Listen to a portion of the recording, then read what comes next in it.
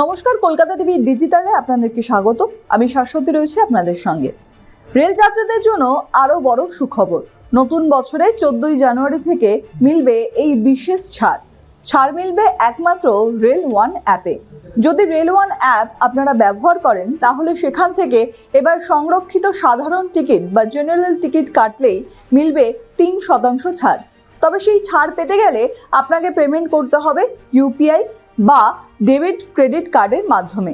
শুধুমাত্র এই ডিজিটাল পেমেন্টের মাধ্যমেই ছাড় মিলতে পারে একমাত্র। কোনোভাবেই এই ডিজিটাল পেমেন্ট ছাড়া ওয়ালেট পেমেন্ট থেকে মিলবে না কোনো রকম ছাড়।